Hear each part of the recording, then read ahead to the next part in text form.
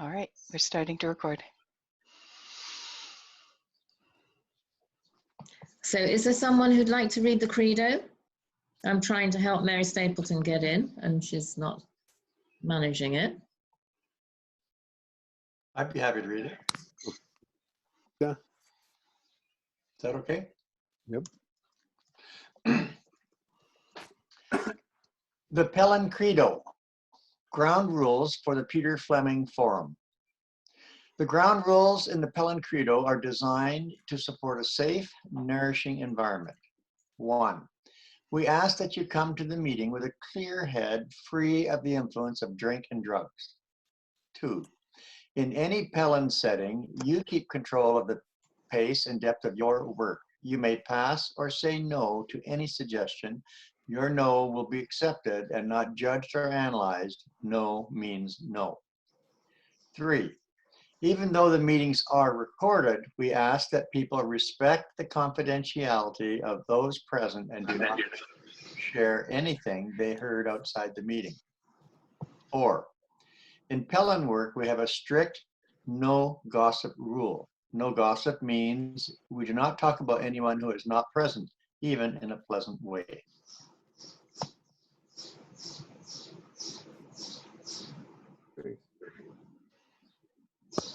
Good job, Victor.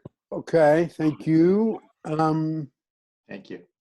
What I'm going to be talking about today is the yellow cardboard circle, which we call the caring life force, to just go over the last 3 meetings. We talk about 3 life forces or motivating forces.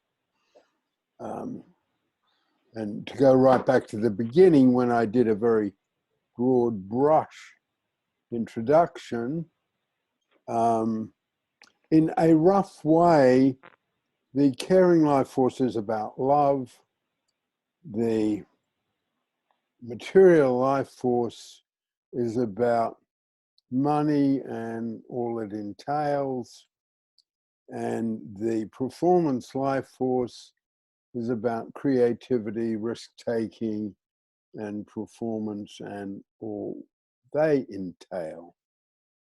In a general way, if I'm in the material life force, I'm concerned about money and things, the physical world, the material world. But in a simple sense, the bottom line about the material life force is money. The bottom line, the importance of the performance life force is me and what I can do and how the world will see me. And the caring life force is about you and what I can deliver to you. The life forces are a way of understanding the world. It's a way of understanding, certainly it's a way of understanding where we will be most satisfied and most successful about work and careers. And the life forces are also about understanding the world around us and the foibles and failures that we're all prone to individually, prone to in terms of communities and nations. Where it seems that as a brilliant, energetic, creative species, we are still in our rather, this is from the Greek author Kazantzakis. He's most famous for writing Zorba the Greek. He saw the humankind as in a state of adolescence. You know, we can be destructive. At the same time, we're energetic and brilliant and dominating. But it could be said, and an interest of a very big interest of mine is the relationship between politics and therapy, and that's always been an interest of mine. Before I met David, that was an interest of mine, but the expansiveness of David Pellin's mind, putting aside for a moment the brilliance and originality of it, the sheer expansiveness of it meant that it perfectly accommodates my interest in politics and history as someone who makes his living being a psychotherapist and training psychotherapists. The caring life force is about the part of us that needs and wants to be loved. We call it caring rather than love. A huge history and many meanings for people in general and within literature and poetry. We're not that keen on jargon, although we've got our own. But caring enables us to get, I guess, at the love side of things in a more straightforward way. The use of the word caring. But caring starts off as the baby being loved, the baby being loved by the mother and the baby loving the mother. You know, to me, as I call my work, contribution training. And that was definitely the first time I changed David Pellin's words, because I wanted to be more acceptable, to put it absolutely frankly.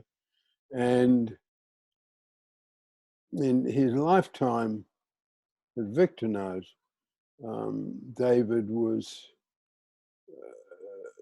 not recognized or esteemed, except by a few. And after he died, no one was, professional establishments, academic establishments, could not have been less interested in activated philosophy of human behavior, was easily mocked by academics and professionals. There are a few of us who recognized him very quickly, but there weren't that many. I didn't want to go through that process. I wanted his work. So I nailed it in terms of, I named the organization after him. Had I been a millionaire, I would have stayed with activated philosophy of human behavior and taken my lumps. But, I had to make a living, and I was training people how to make a living. And contribution training was a good way to describe the work. I felt my recognition of David was in the title. And we moved ahead with that. I very deliberately called it contribution training rather than contribution therapy, because I wanted to be able to train people who did not necessarily fit in to the normal criteria of accreditation and registration and education. And we've succeeded in doing that over the years. That was a battle that both Sigmund Freud and Fritz Perls carried at the end of their lives. Freud had a category called a lay analyst. And a lay analyst didn't have to have a medical degree, didn't have to have any degree. Fritz Perls wanted to train people who were gestaltists. And they didn't have to be Gestalt psychotherapists. They didn't have to have a PhD. Both those men of huge power and influence, as soon as they died, they lost the argument. And the universities and the academics moved in and cut out anyone who didn't have the required university qualification. I think we've in some way been not as famous as them by a long shot, but we've carried that battle and walked that line at the same time where Mary knows, both Marys know, and put it that way. Yeah, we respect issues of accreditation, licensing, and registration, but and particularly the work we're doing now in fostering, it raises all those issues in different ways, as does the work we've been doing in drug addiction. Bring it back. One of the caring life force starts off with a small baby being loved by mother, by father, by brothers and sisters, and then it expands out. It's the toddler having playmates. It's the older child having a best friend, and all the passions that come in with having a best friend or not having a best friend. It's having a boyfriend or a girlfriend for teenagers. It's being in a a committed relationship, a marriage, a family. That's all the caring life force. And within the caring life force, we want to be accepted for who we are, just who we are. Within the caring life force, in a sense, we don't want to be demanded of us that we be anything else than simply who we are. And I think we know that in love relationships, whether they're friends or kids or grandkids, that's, it's just who we are together. And the caring life force is a small group of people. The performance life force is large audiences. I just like the moment. The performance life force is when Barack Obama won the election and stepped onto the stage and said, "Hello, Chicago." And a whole nation sort of, a huge audience, worldwide audience. That's a performance life force. The caring life force, in a sense, is the family. And a basic, I won't go into it today, but another time. For Pellin, I've developed the metaphor of a nourishing family. Our basic metaphor is, how does a nourishing family function? And if you look, because Freud had a basic metaphor about sex, Jung had it about archetypes, Fritz Perls had it about how we ingest food. David, with all his strength, didn't need a basic metaphor. He just had what he had.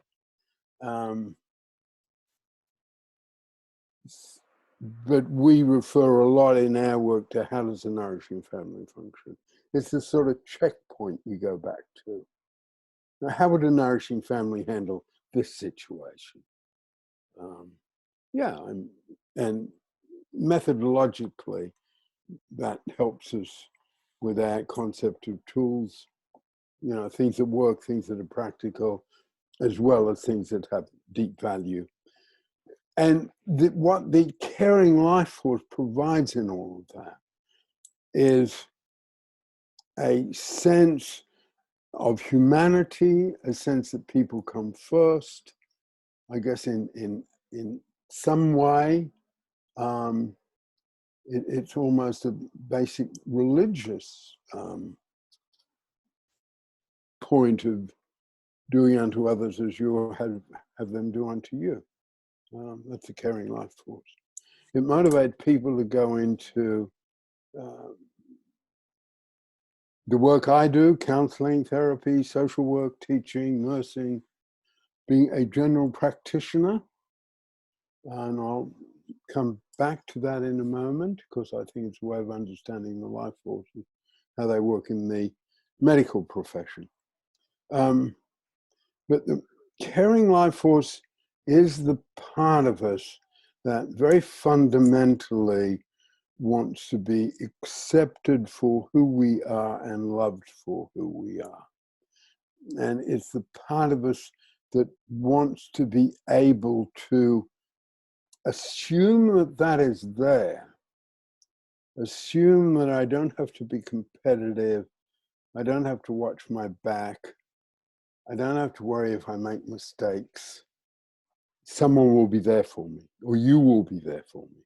That's a caring life force. And then the reverse of that, you know, if you make mistakes, if you can't step up to the plate, you know, I'll be there for you. We will be there for you. And again, I sort of use a nourishing family as a sort of archetypal model. That's what a nourishing family provides. So in a sense, within the caring life force, we are needy. We are often vulnerable. We are very prone to feeling rejected. And that, in a sense, is one of the defining elements of the caring life force. You know, being prone to being rejected. You know, we will interpret, and David called it rejectiveness. As I said earlier, and at another time, I'll sort of go into almost the agony I went through and the years I went through before I changed his words. It wasn't easy at all. And between those of us who've been around a very long time, we often switch back into the other words. Sort of come to and fro. Maybe someone like Victoria, who's got many languages, slips in and out of languages. We, in a sense, slip in and out of David's words and my words. I haven't changed many of his words. But these I have fundamentally. The other words are just too hard. With this and the new words, you can teach this material in 10 or 15 minutes, you know, as a very brief introduction. And that was not possible before. So we use the caring life force to check out, particularly in our field of work, counseling, the helping profession. You know, am I still in touch with my caring life force? Was something taken me away from that? As I mentioned recently in one of the forums, this was one of the two moments when he grabbed me. Okay, I thought this man has something absolutely unusual and very special. And that was about how people, what I put together, and using my words, not his, Vic, the ability to do effective work in the helping professions depends on being grounded in our caring life force. And as people get promoted, as people get to be managers, as people get to present papers at conferences and write articles and publish books, and as people get promotion where there is more money,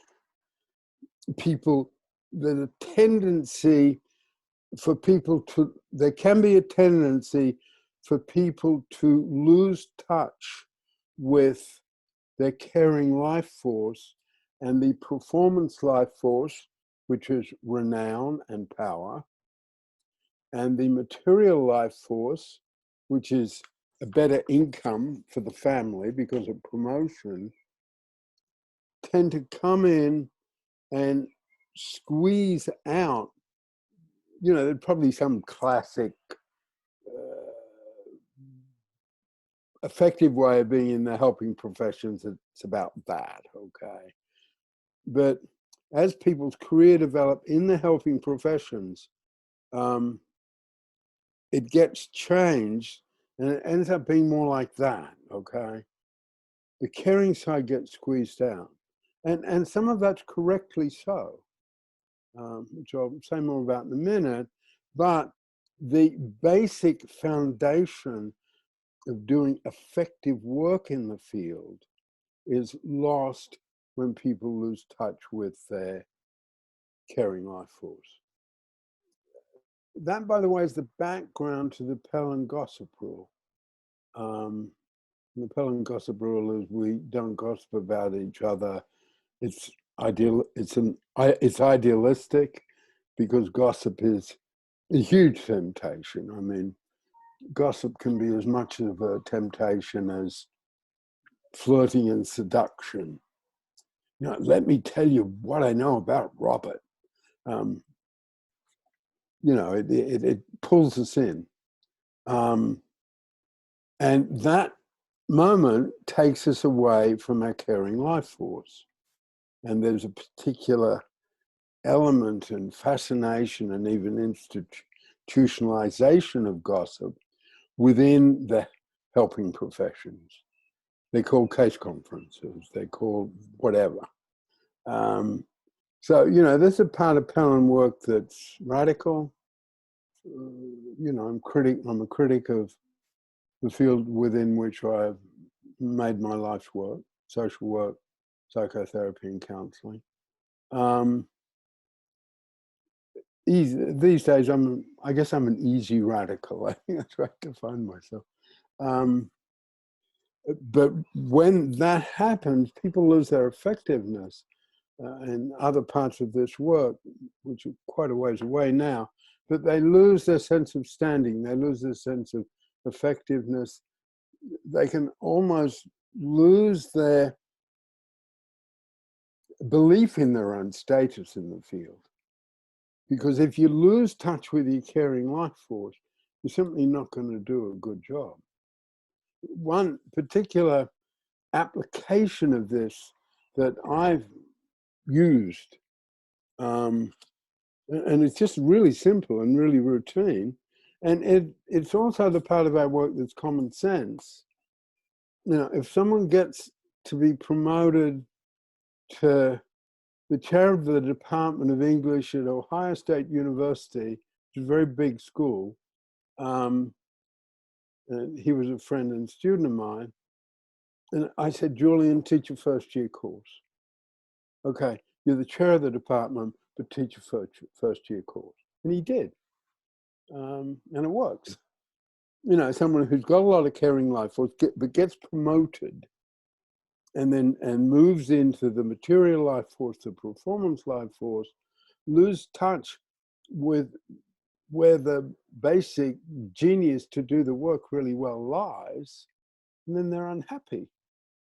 So, you know, someone can you know, be the executive director of an agency, still keep a couple of clients.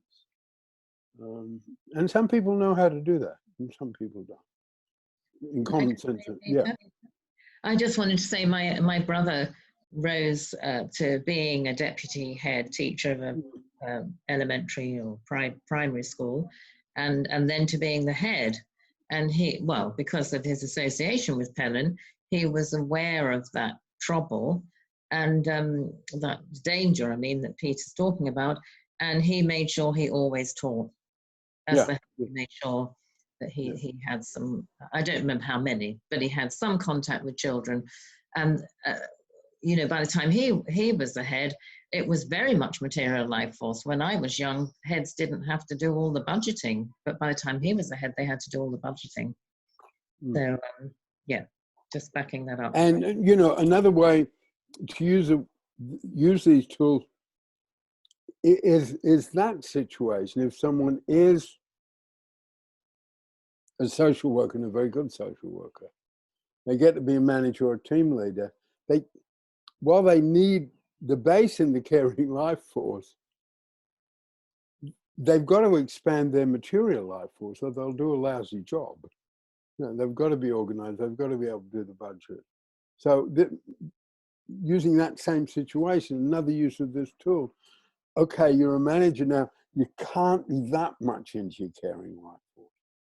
You might have to fire someone, or you might have to appoint somebody who is not the most needy person there.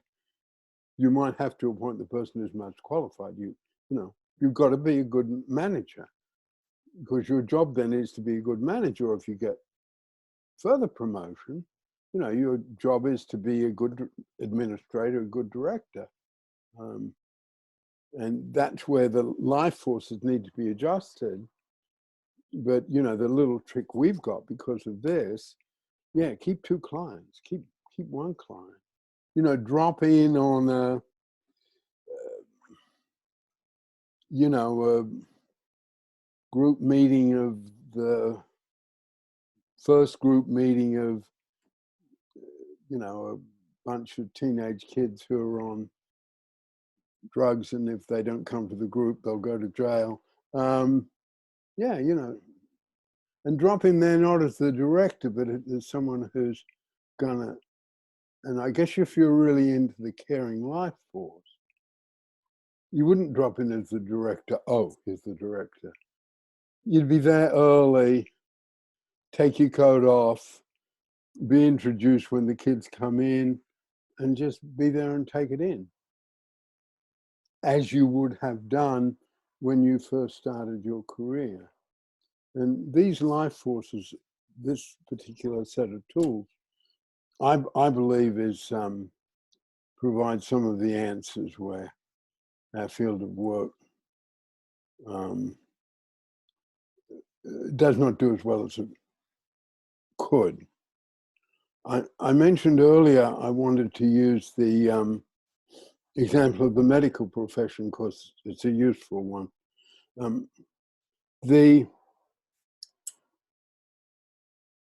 Yeah, if we started where we started, these, by the way, have no order. And the reason I started with material life force in this set, anyone who knows me well knows that that's my weak one. It's really my weak one. But the hospital manager or the hospital director needs to be mainly material life force. You know, that's budgets and money and systems and organizations. And, well, it's hard to talk about in this day and age where you see, to some extent in both our countries, you know, the material life force things, you know, being appallingly managed. You know, testing, and follow up from the testing, and what's the other word? Finding people. Yeah, all of that. All of this. Tracing. Thank you. Yeah, I couldn't get it for a moment. Tracing. Yeah, testing, tracing. And they could not get it together. And people have died because they could not get it together.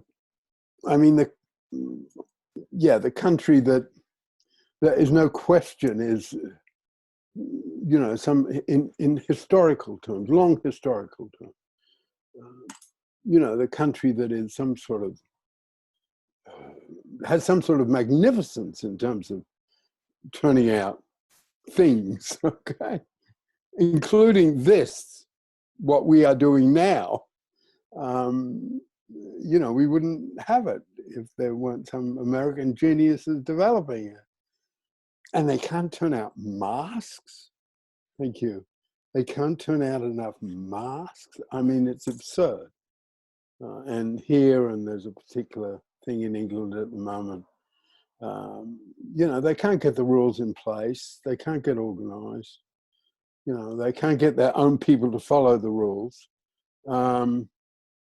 And they can, you know, there's rather rudimentary things.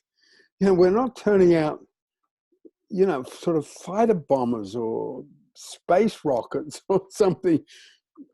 We're turning out these, you know, masks and ventilators and enough people who can go around checking on people, and yet they can't do it. And that's an absolute failure of material life force, absolute failure of material life force. You know, and it's only in material life force where those solutions will be found.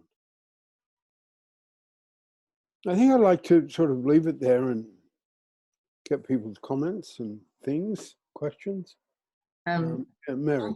Yeah, I was wanting to say something that might be helpful for people new to the material. I remember one of the things I really loved about the life forces when I first came across them, or probably not when I first came across them, but when I understood them, was that the hurt of it, if somebody's not contributing, the hurt is very visible to the people outside as well as really affecting the person's life. So if you look at someone who's like really lonely and a terrible gossip, you can say, wow, they have a lot of caring life force, but they're not using it in a nourishing way. And if you look at somebody who says, I have to be the center of attention the whole time, look at me, you can say, oh, they've got a lot of performance life force and they don't know how to use it in a nourishing way. And if you look at somebody who's terribly controlling about every precise detail, or a complete mess and disorganized, which is like a different side of the material life force not working properly, you can say, oh, they've got a lot of material life force. Or if they're very hoarding about money, you can say, well, they've got a lot of material life force, but they don't really know what to do with it. So as a like really humanistic, holistic kind of practitioner, I just love that you could look at the worst side of humans' behavior and say, you know, probably I can't do anything about it unless they come to be my client. But there's a way to, there's something you can teach people where then they can recognize, okay, my loneliness means I've got a lot of caring life force. I better do something about increasing my human contact with people. And maybe if I volunteer, etc. And I'll leave it there. But I think that was really helpful to me when I was fairly new. Victor. I just want to quickly comment, just very spontaneous on what Mary just said. What is so powerful and beautiful in what she just said, going back to David Pellin, is that, and correct me if I'm wrong, Mary, but what Mary's saying is David Pellin taught a way that you can take the negative and turn it into a positive. Because the negative, you know, Pellin used to say, you know, if you don't develop a contribution, you will fall into the motivating forces, and that is hell. And so you take this hurt and you turn it into something positive. That's what I just heard Mary saying, and again, it touched me very deeply as I remember being in the unit. Thank you. Yeah, no, I agree with that. And to come in behind that, and it's very much in other parts of this work, but there's something about Dave's mind that a whole bunch of his stuff, and I have my particular way of doing it, and you know, I have gadgets like this and different words and etc. But there's something fundamental in his mind, but you can't use his material without finding something positive. There's something very strange about it. It's in this part. Okay, Peter's, pardon the expression, but at times my kids say, oh, Papa's really fucked up around money, okay?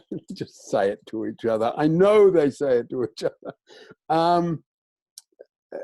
But okay, so you're looking at this, this is Papa or Peter or Mr. Fleming's weakness, okay? But you can't look at that without saying, oh, he's got some other strengths. They're there. You don't just focus in on the problem, and there's a whole lot of his work that has some, where that absolutely comes out. You almost can't use the tools and just focus on something that's negative or a problem, because in front of your eyes, and use this little example about myself, in front of, using this, or even just talking about them without this. Oh yes, but he's got that. And there's almost something in David's work that I have not used this phrase before, but I think it's right. The but is always positive. And if you get a chance to, which I would like you to do, and I had to talk a professional person recently, and I couldn't quite get across to this person that there is this work that's really, really, look, I'm really sorry, but it's really, really different. Will you please look at the film? Because as soon as you look at the film, you think, oh yes, this is different. Looking at the film Activator 1, you're not looking at a TED talk or someone delivering a lecture in a university. You're looking at the unit, as Vic and I call it, and remember it. Scruffy place, cushions on the floor and scruffy sofa and, a toilet out the back, a bunch of coffee cups, hung up on hooks on a wall, a kettle, a blackboard. It was really scruffy, And a chessboard. And a And a chessboard. chessboard. Yeah, and a chessboard.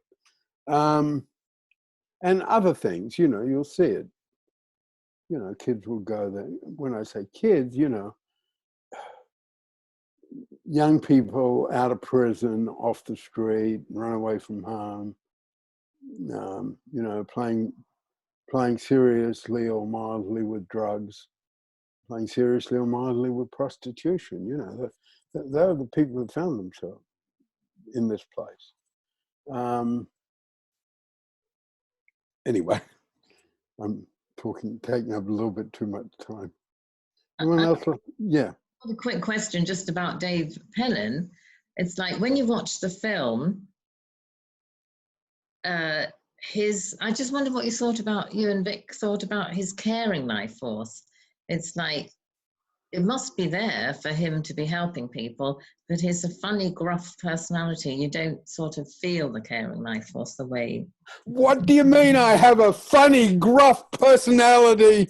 I'll give you a lecture on you don't understand the vain personality. Yeah, he was. I mean, he was boisterous and loud and sort of dominating.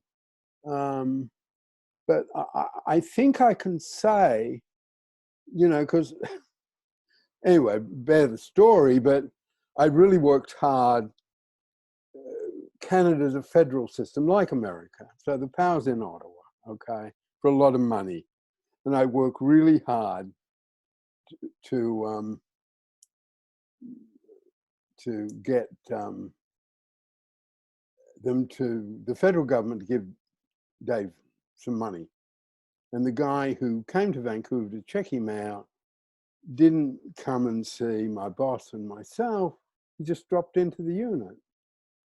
And he, had pretty, relatively senior professional person. And oh dear, Dave said he needed some money to buy a coat.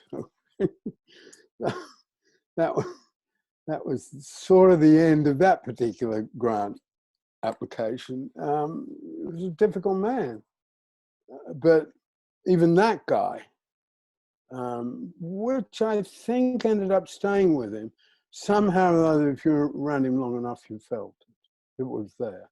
And I think from my side, so many years later, I feel that that sort of depth and being able to handle complexities, anomalies, subtleties, I can teach the material really quick.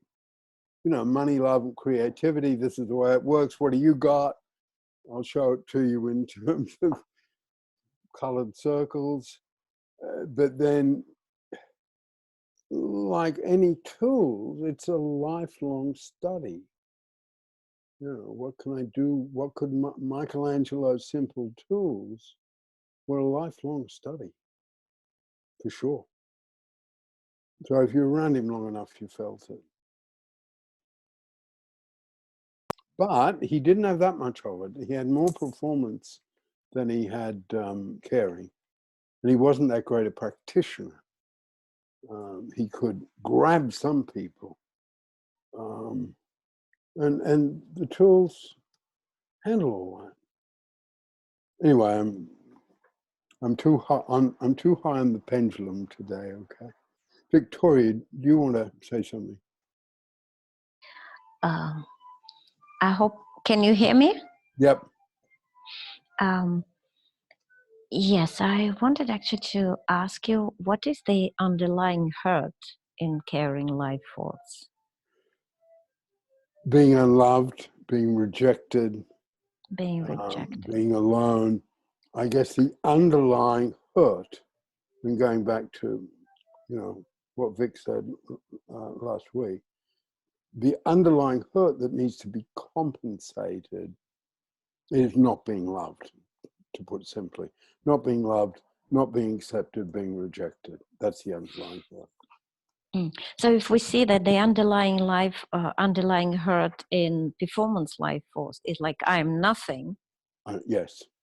So it means like, it's I, because I am nothing. And here, when you say being rejected, you're using the passive tense. So you did not love me, correct? Yes, yes. Okay, yes. That's what I wanted to understand.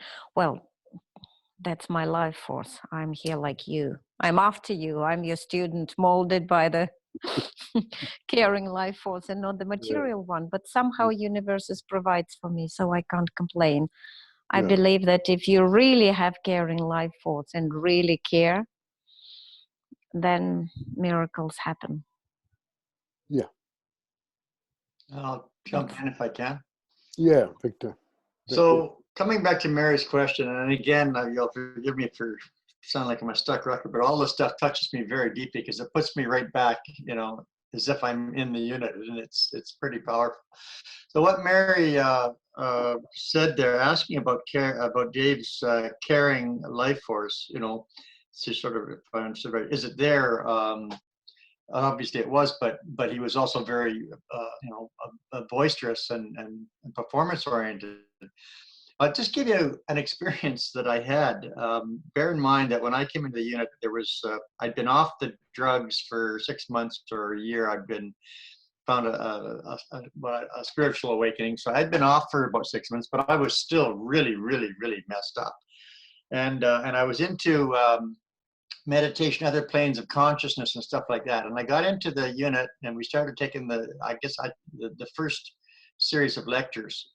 And just a couple of things here. So one of the things David used to say, and Peter will, I believe, will remember this, is I remember David saying, never take away a person's delusion unless you can put something back. Yeah. And that was one of his kind of credos. Now, a certain moment happened when I was in the unit. I can't give all the details. I can't remember all the detail, but it was there was other people around, and David was around. It was probably either a Sunday discussion or after the lecture. Probably, I don't know, can't remember which. But in some context or another, I must have said something about, my interest, other planes of consciousness, meditation, and Eastern religion, blah blah blah blah blah, something like that. I can't quite remember, but David said something to me that illustrates something that I think is important there. He said, he looked at me, and in front of all these other people, he said, well, you've killed your social drive. And it was really, like, it was potentially devastating for me to hear that, because it was true. And it was potentially devastating. And it was a very raw, sensitive moment. And when I look back at that, I mean, some people could have walked right out, that's the end of that, right? And when I look back at that, what I feel is that he gave me some truth, and at the same time, all around him, where I was, you belong here. You belong here. Yeah. And everybody, you came to know that what you were doing here was you were facing your hurt, and you were turning it into something positive with these tools. And so when he said that to me, it was in the larger context of, without, again, articulating it at the moment, was, it's okay, you belong here, you can take this step, and you can turn your hurt into something positive. So there's his caring life force. And Peter talked about being effective. His caring life force was, how can I put it, highly skilled or surgical, or he knew what he was doing. He knew what he was doing, because that was a raw moment for me. And I stayed there, and because I felt that I could change. This was what he gave you, the feeling that you can change. A lot of people, you're all therapists, and we're all got some years behind us.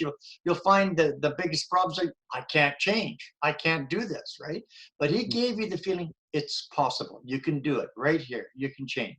So I hope that helps a little bit. No, I haven't. Yeah, no, to put that together in terms of the life forces, I would sort of say Dave was something like that, okay? Because that ability to touch, I mean, Dave had a charismatic quality I don't have, okay? And I think his caring life force was almost organizational. It was like a politician, a Lincoln or a FDR or Winston Churchill. I feel what makes a difference between the great politicians and the okay politicians. The difference between the great politicians and the good politicians is that the great politicians have this huge amount of performance life force and self-centeredness and belief in themselves and self-centered ruthlessness, whatever you call it. But they have this sliver of the caring life force that makes them, and we use the phrase, makes them human. As well as powerful, they were human. And the way I've developed the material, they're just tools to apply to things. But I would say what Dave did, his caring life force almost came in organizationally. He created this place where you're right. And as I said, it was scruffy.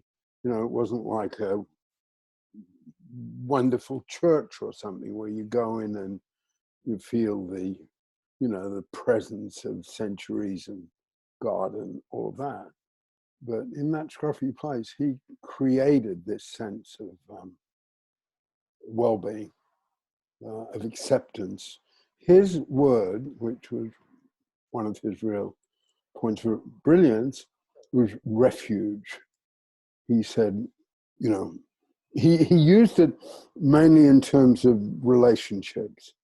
He said, what you need in a relationship or marriage is communication and refuge.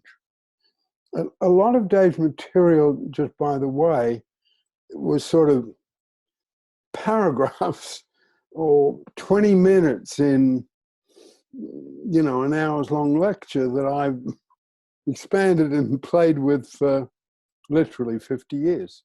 And that's almost an application of his own tools. And he struggled with his, what he called vanity, what I call performance. That's story around that for another time. I've got to be a bit disciplined. Yeah, I'm just thinking that I'm just wondering what other people who are newer to Yeah. the material with you. Do you want to say something, Cynthia? How this comes across? Oh, no, it's very interesting, and I'm taking in. I've got there's a few things I kind of did want to say. One, just a comment, and two, something that I'm sort of struggling with at the moment. Yeah, sure. Well, the first of the you know, I'm an astrologer now. I mean, I've been for a long time, but I'm actually practicing and doing it. And my first teacher was my mother, and the one thing she told me, and talking about carrying life force, she, you know, she had problems, but she had a lot of carrying life force, and she does. And one of the things she taught me was, you know, there's sometimes when you're doing a chart, you have to put the chart down and say, okay, let's just talk. And when I've done that, sometimes I feel I've done my best work. You know, when something is just, you know, when somebody brings up something really hurtful, somebody, you know, let's forget the symbols right now. Let's just have a conversation. And the other thing, and in terms of, I guess it sounds very, very audacious and almost egotistical to say this, but for a while I've been developing something. You know, one, and I'm struggling with two parts, and I think I'm struggling with my carrying life force on the negative side, not wanting people to not like me, not wanting people to reject me, because one, astrology is not very widely accepted, and two, you know, I also have some problems with the way it's practiced, and I think I have something to offer that's different, and sort of the audaciousness that David Pellin.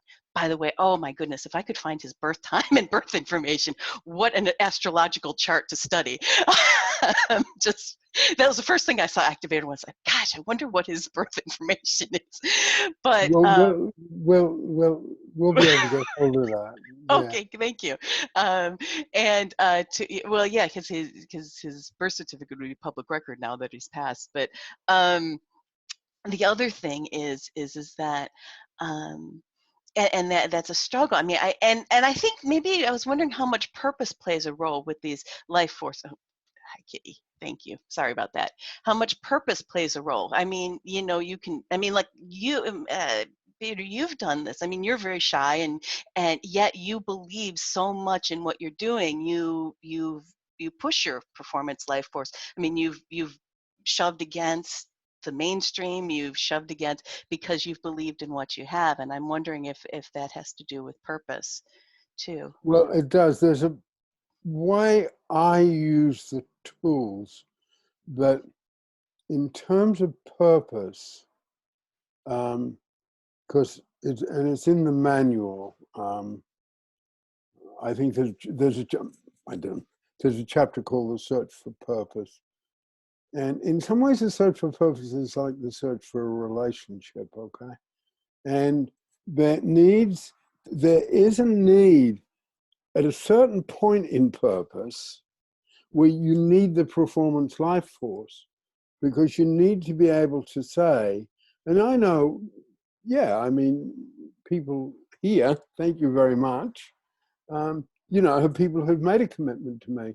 And I know a lot of people have hung back and would neither see the quality of the material, nor see the perhaps power in it for them, because they couldn't find, this is just putting it this way, they couldn't quite find their performance life force and make that jump. It's like, and you know, purpose has got, so a commitment to purpose, in a way, it's like a commitment to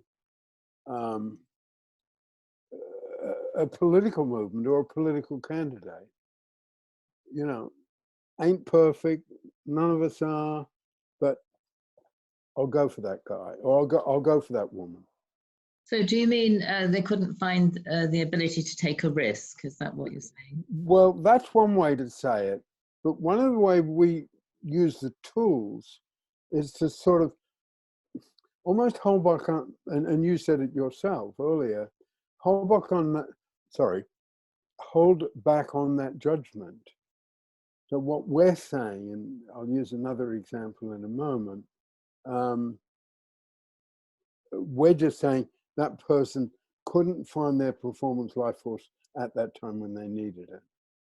And in a sense, performance life force is confidence, belief in ourselves.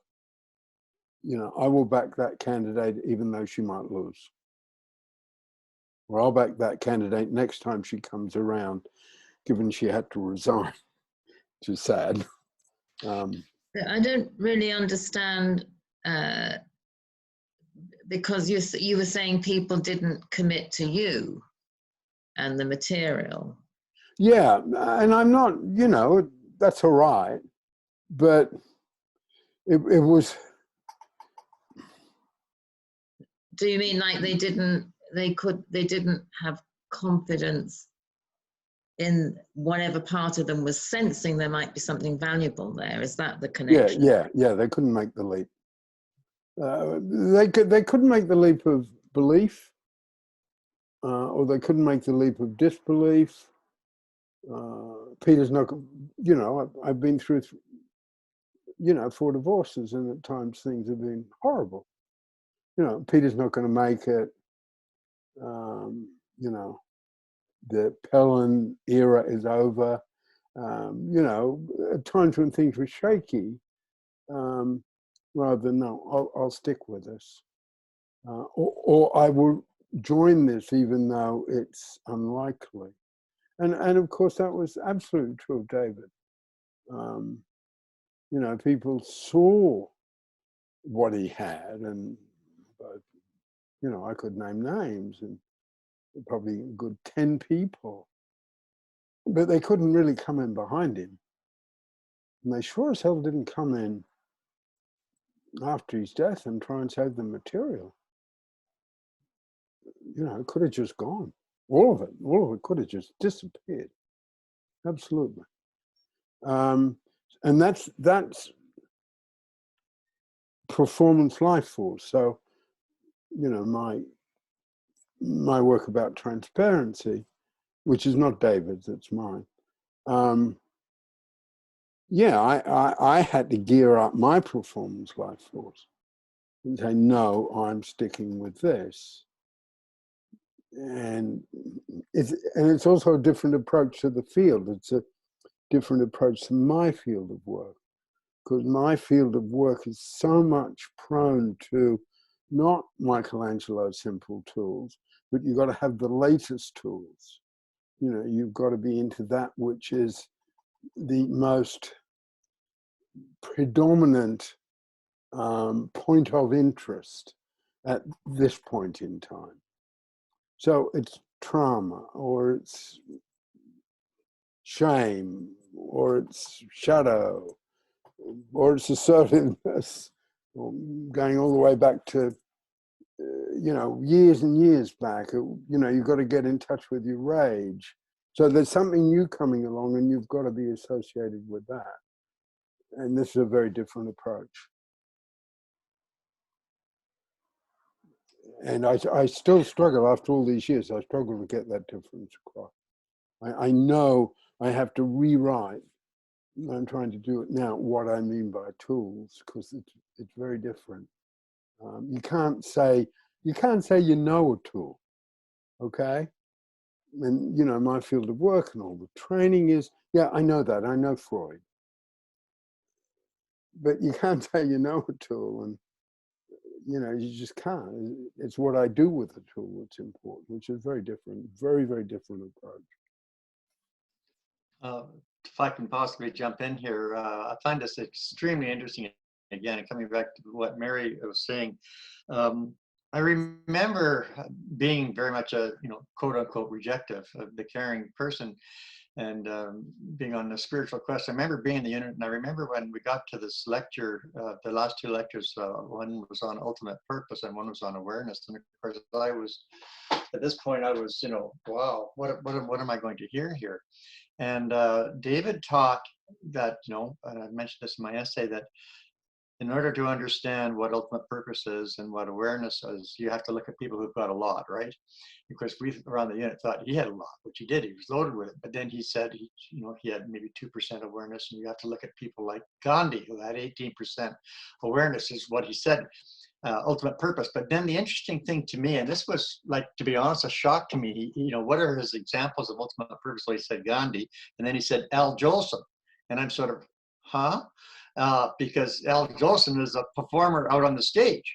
And so he put into our brain this idea, and this is very much on these life forces, this idea that, you know, greatness and development is not only to be Gandhi-like, but it's also to be Al Jolson-like.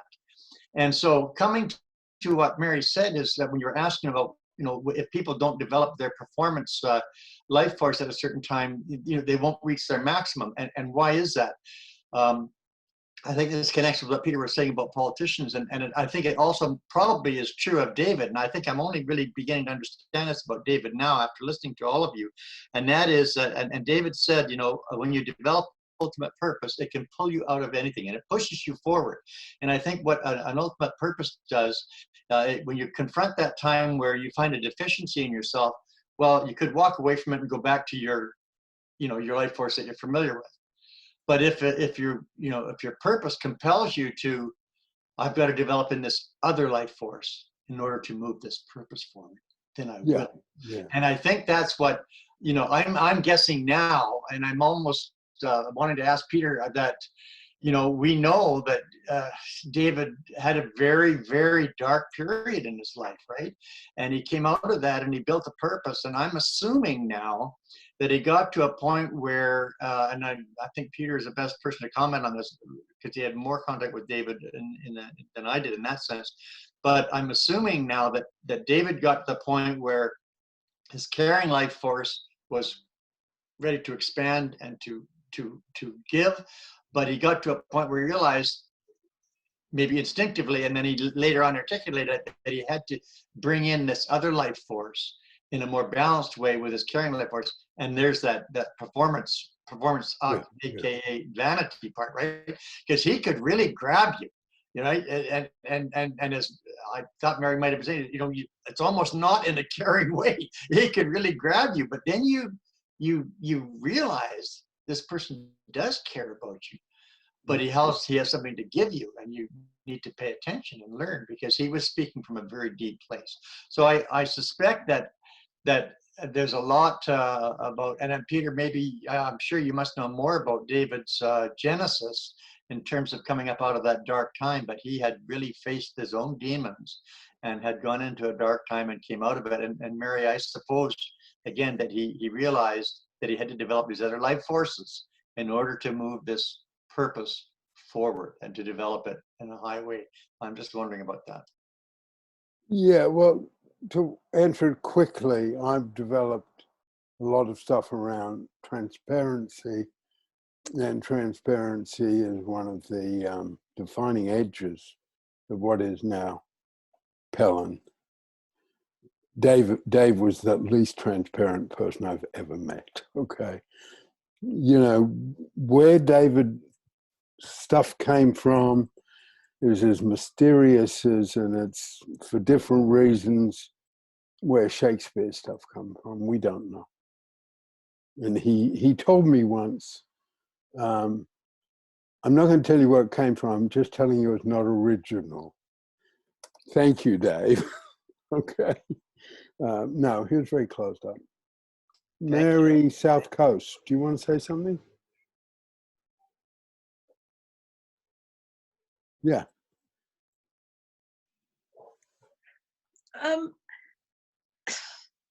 I'm aware that I had a large dose of a sense of responsibility attached to the sort of caring life force as well. You know, particularly around working in drugs, because I felt that, you know, having come through the 60s and the 70s and, you know, turning on, tuning in and whatever, you know, that I'd been part of the generation that made drugs mainstream and then started to see the devastation that it was causing. That was what spurred me on. That sort of, once I got out of my own pit of despair and broke free of needing the drug use to survive, I had that tremendous sense of responsibility to do something about it. Yeah. That's very knowing much, that I'm just one small cog in the, you know, no, the and whole world. But that's very, yeah, that's a caring life force coming in, for sure. I feel as though it may have tipped me into negativities as well involved with caring. No, it can be a place in the caring life force where we almost don't have the strength to pick ourselves up and take us somewhere else, okay? And that's where we need the performance life force. And, you know, enough cash and home, which is a material life force, to have a base, but to almost, in the caring life force, we can very, very much get in a rut. And we can, in the caring life force, we can be very much a follower rather than a leader, okay? So we're sort of clinging to somebody else, as, you know, but some people have said to me, well, it's yours now. You know, you talk about David too much. And for me, no way, just no way. But yeah, you know, anyway, you're right about that.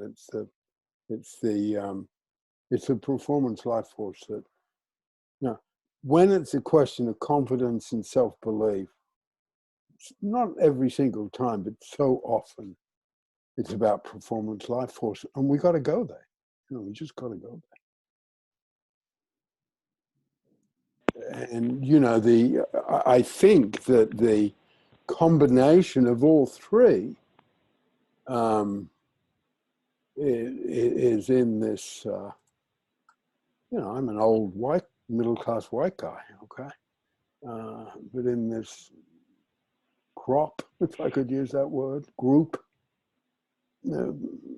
magnificent young colored American politics. And some of them are white as well, but this young group of, from my perspective, young group of women. Can I just ask, is Nikki trying to say something? Or yes, can I... thank you, Mary. Oh, yeah, you could tell. Could you? I unmuted myself. Could you hear me breathing? That's how you know I need to speak. Is that right? I just wanted to say about what the other Mary said about that sense of responsibility coming from the hurt of the caring life, or you know, the having done that thing. I just wanted to add, you know, it's the contribution from hurt, isn't it? It's the need.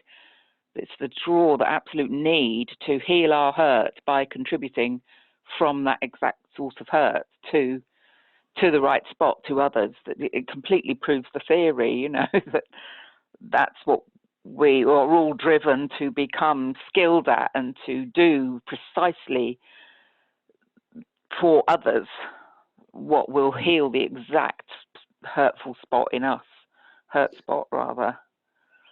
And it's I can add, it's interesting to me because my rejectiveness came from I mean, I like That's the one that I prefer, the original word, because to me, Peter says it's from love. And it's like, yeah, but it's also from absence of love. That's why it's called rejectiveness in the first place. So I was all about that, just that sort of depth of pain. And I'm sort of thinking, jotting a few notes and listening to this, and thinking, yeah, for me, I've made becoming skilled, well, first healing the pain and progressively becoming skilled at using rejectiveness. And it's been a long time now since I've felt a sort of desperation about that, because I threw myself into it so completely. And then talk about purpose, it became totally my purpose. My whole life had to be about therapy, having therapy, giving therapy, becoming a therapist, getting good at it.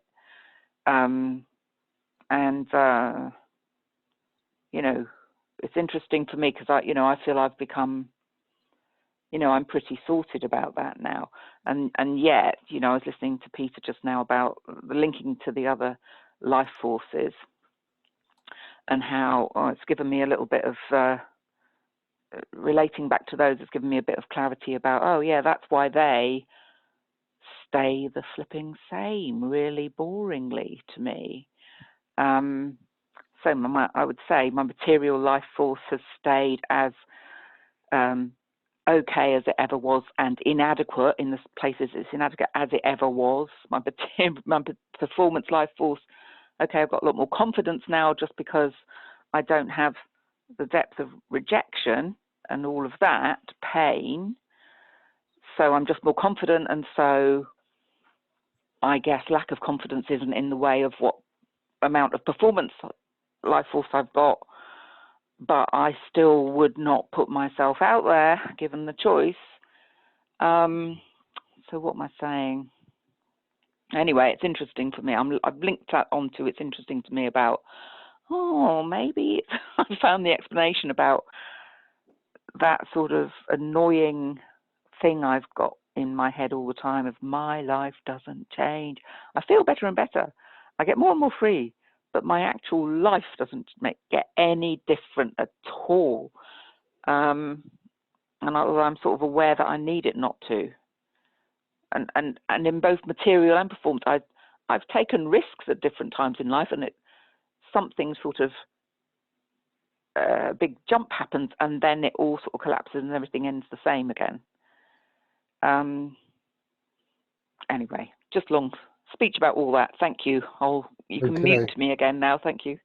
No, thank you. Elizabeth, do you want to say something?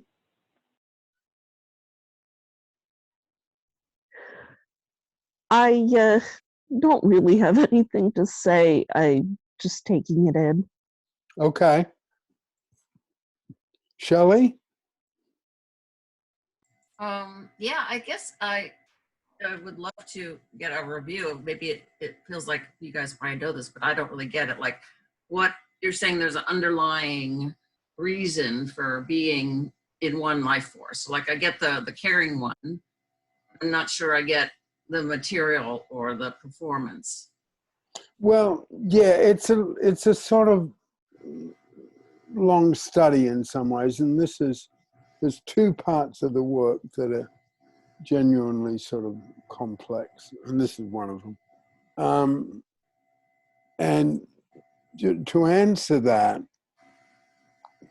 yeah, let me go back to the example I was going to give about the medical profession, okay? Because I went off on a tangent. The person who runs the hospital, the director, the administrator, that person really needs to be into the, I think I can get at it this way, Shelley. That person really needs to be into the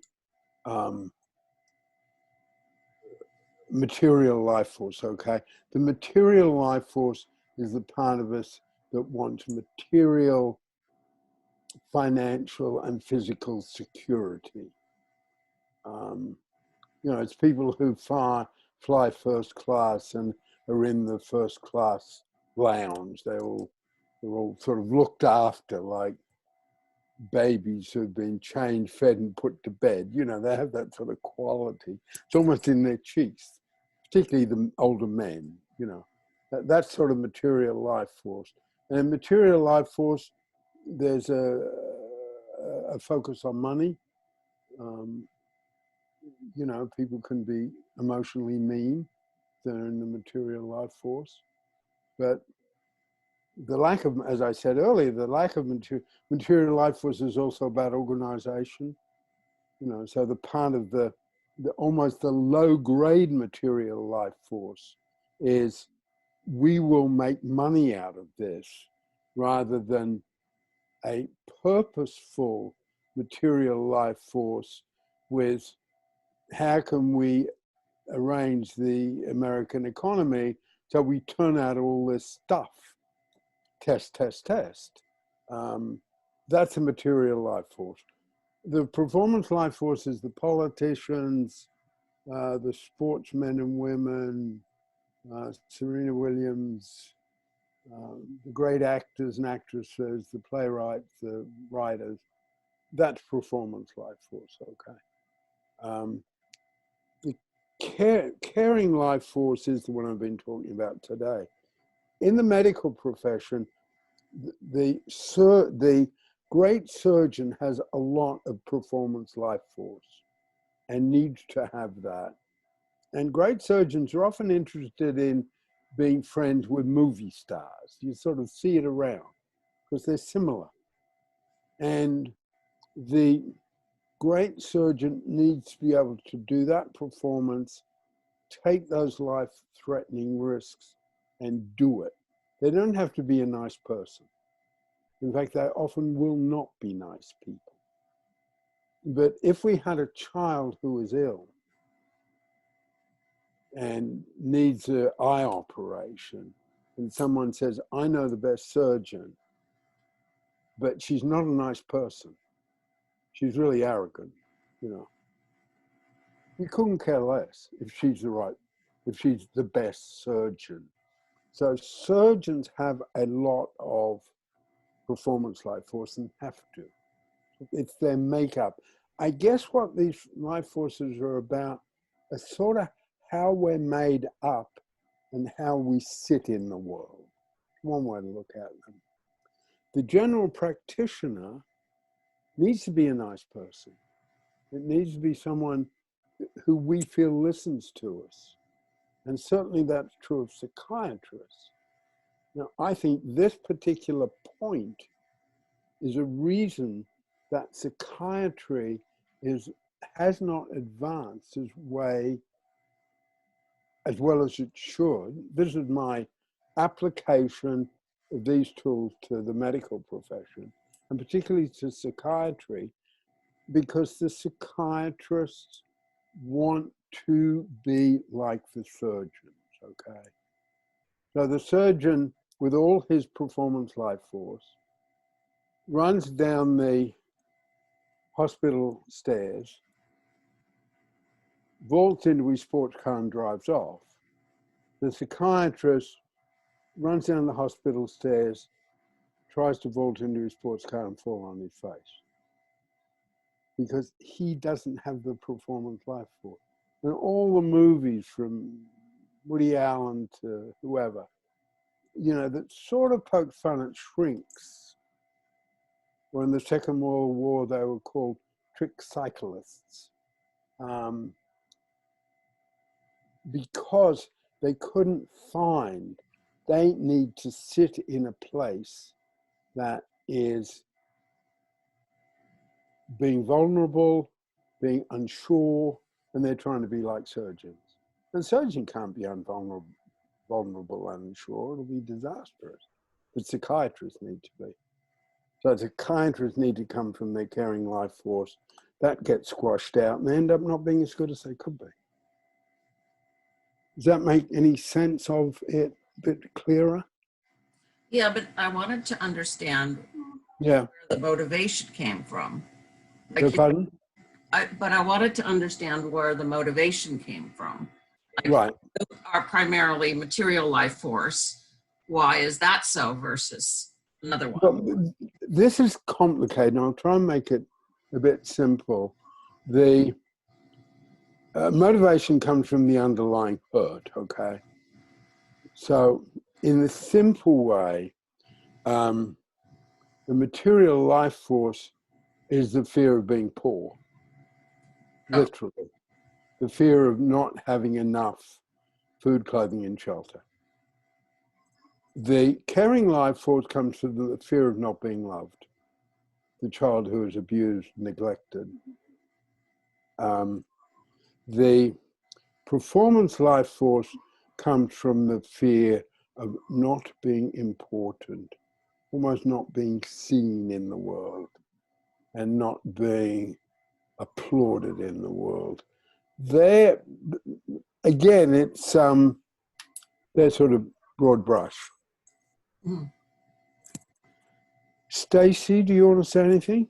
Yeah. Thanks. I'm got a strong performance life force and a strong caring life force, but I know my underlying hurt, I have a very strong critical inner voice that says I'm a waste of space.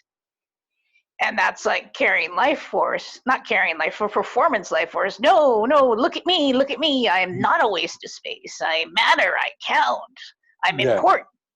Yeah. And then caring life force is love me, love me, love me, because I don't love me. Yeah. That's all there. And what the caring, Vic reminded me last week of David's word, which I haven't used in years. That hurt needs to be compensated. So, Yeah. you know, if I've got a lot of caring life force, okay? If I try to get it all from my kids, I'll swamp them. Yeah. I won't let them go.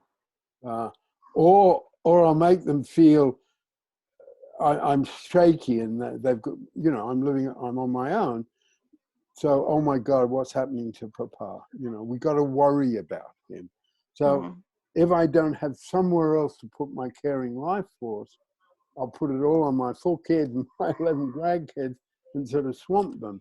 Now, I think they would say at the moment, well, we're not worried about that. We'd like a bit more of your caring life force in our direction, okay? Now, I'm a bit too much into my performance life force in terms of my family. So that's the sort of balancing of it, okay? And again, they're just tools, they're not formulas. Yeah, because I recognize the hurt, but I'm compensating for it too, because I have a sponsee and I care for her and I share my strength and Well, that hope. looks after it. And on a common sense level, we know that. You know, and some common who's a very successful fund manager on Wall Street or Chicago's equivalent of Wall Street. Well, oh yeah, you know, I'm going to volunteer as a mentor, okay?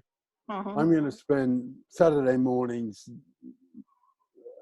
working with a little league club in poor part of town. You know, some people know that almost intuitively and look after it in that way. Johnny, do you want to say something?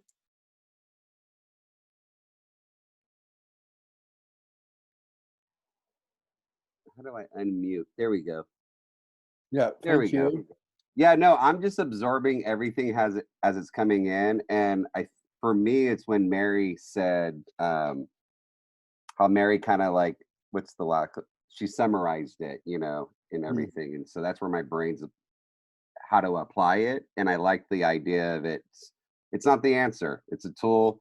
And I like the idea of it's just more of awareness and in myself, and because I see myself and other people of it, and that my life force is really I literally got somebody called me up and they wanted me to go back to being a teacher, and that's literally like my life force. But what happened was I walked away from it because of all the bullshit, and then anyways they called me up and they said, Mr. Avila, because of what happened was they pumped a lot of money into education and they hired the wrong people.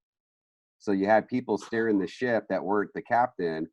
And then all of a sudden, now that the grant money's gone, they don't know how to run the ship because those people are gone who stopped the people who knew how to run the ship.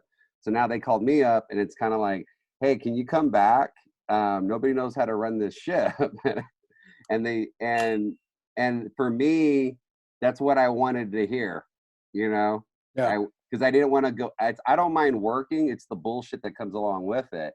And I wanted a healthy environment to work. So my brain, you know, and that's what I was rereading your guys's not syllabus, but the workbook, you know, and that's like literally because I taught leadership, and that's basically what it was. Besides that, I was a shop teacher, so it's literally I don't teach you what to think. I teach you how to think, you know, and that's what I love about this group is that it's like I lack perspective. So this is giving me perspective, which is strengthening. And so a lot of my brain's still chewing on what Mary said.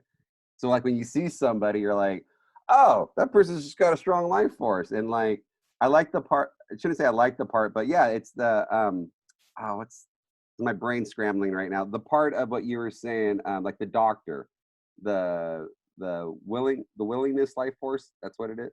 The goodwill life force, is that what it? Caring life force. The caring life force. Yeah. So I have a huge. So I've been still. I know I haven't been out, but my brain's still wrapping around the last group that I was at about when you said goodwill. You could be a part of the same political family, but not have the same goodwill. And then it's literally like, well, right, you either, you know, the oversimplify, which is not good, but whatever. It's good heart, bad heart, you know, and not to get religious, but like, you know, when people talk about the Bible, I grew up with a very fundamentalist family. So finally I just said, screw it, I'm gonna go read the Bible. All right. So I can argue back, you know? Okay. And anyways, with that said, it literally, today's reading was literally what kind of like what we're talking about. I was trying to bring it up, but it's literally about giving people tools, you know. It's a management book, you know. It's like how to manage human psychology, how do we get along in society, how do we, and I like that because I'm an entertainer, I have a strong life force, and so I'm always giving, and that's when I'm looking at the pendulum today. I was looking at it again. I'm going, because you said something that my brain will chew up on stuff, and it'll just chew up on it. It's just like a magnet. And when you're saying like the best actors, or not so much the best actors, but being in the middle, then you can literally see. And so my prayer today was discernment, and that's discernment. I lack discernment, and this is all just coming to me this week. You know, this is not stuff that I've been, you know, anyways. So the inspiration is that's where my brain's making the connection, is because of discernment. It gives you, because if you're here, then I didn't know. I guess what I'm getting at, when I reread the tool thing again, I was like, oh my God, I have been on that end and that end, and I didn't know. And that's what I've been trying to get to, is the center, and that's the balance. And that's for me, you can't, for me, my caring life force, I can't give my energy to something if I don't have the energy to give. And so that's what I got from the pendulum about on the low end. It's like, oh, I'm depressed. I'm like, I got no energy, but my brain's like, doesn't want my brain is my brain smarter than that, I guess, for me. And it's like, wants to swing back, but then it swings too far to the other end. Well, it's a long study. So I know I appreciate this space to talk, but it's like my brain's just literally absorbing all your guys' information and making all these synapse neuron connections. So no, that's great. But I think one thing you said, Johnny, which I really appreciate, use the word perspective.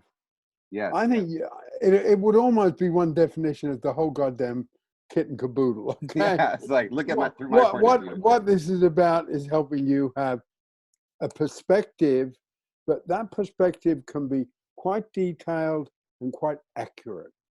Yeah. That's, you know, that would be our claim for the material. Okay, we got to finish up there, and we'll finish up saying our names and our locations. Elizabeth and Victoria had to leave. I'll go first. Yeah, I think I said about, I don't know, halfway through, whatever halfway back is, that I was feeling comfortable with this because it's totally new to me. I've never done anything like this before. Now I think I'm feeling ordinary about it in a really good way. You know, it's not, oh, it's all technical and stuff like that. So yeah, thanks for coming, and I hope we can move it forward. Nikki, do you want to say something?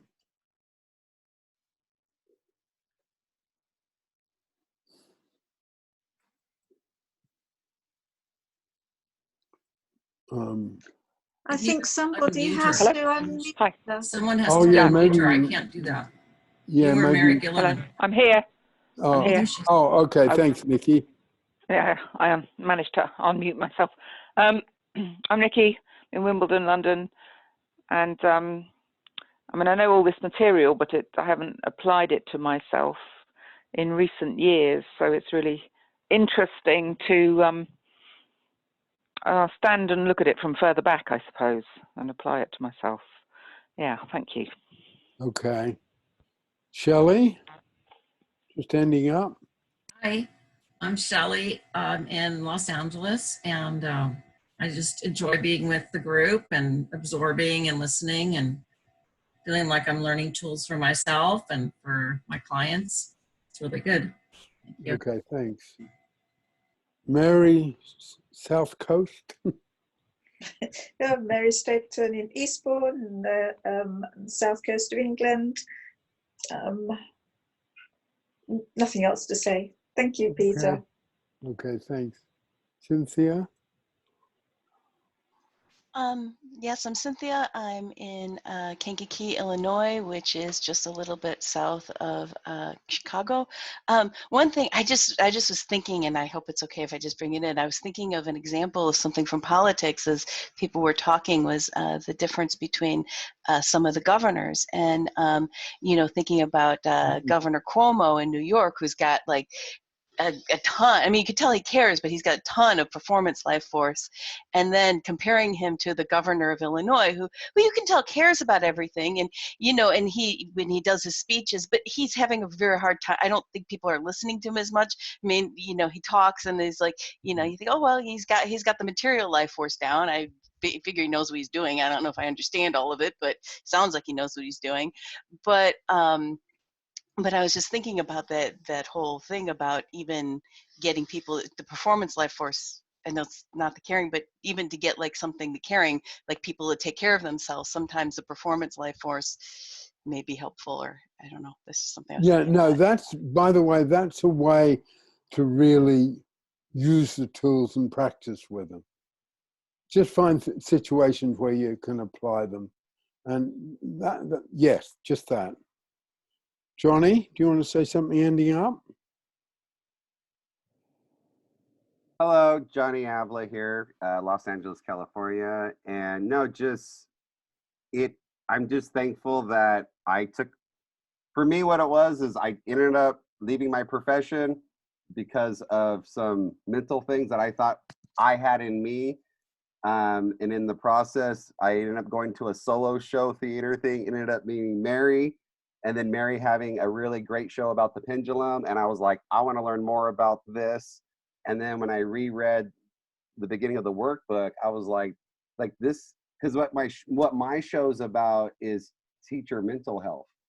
And what's the connection is your guys' workbook, and going, wow. Yeah. And then meeting all these other professionals.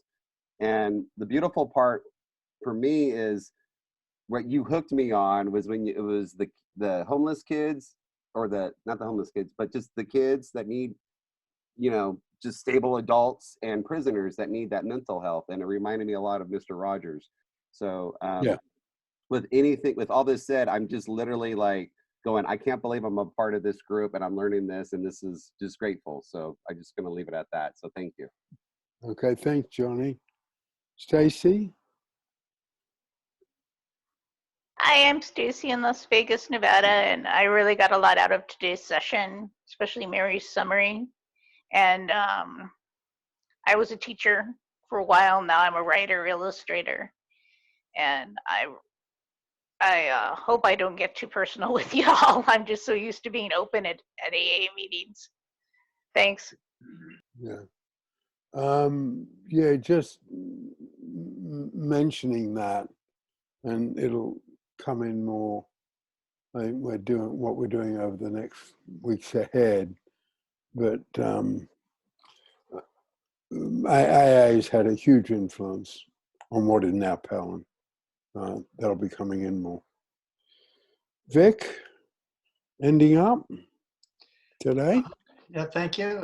Vic Flagg, I'm in Abbotsford, British Columbia, an hour out of Vancouver. I've really benefited from hearing everybody. Thank everyone for sharing from inside your soul, you know, and I'm just continually touched here by, you know, honoring David Pellin, who had such a big impact in my life, and having that honoring take place with faces, people I can see. I can't tell you how many years we're talking about. I'm 71, so it was, I guess we're talking about half a century that I was with Pellin. And over the years, I have not been able to share much about David Pellin with anyone. It has shocked me at times when I've shared my essay with one or two people. They came back and said, well, it's pretty long-winded. And I'm, what? You know, you didn't get anything more out of that?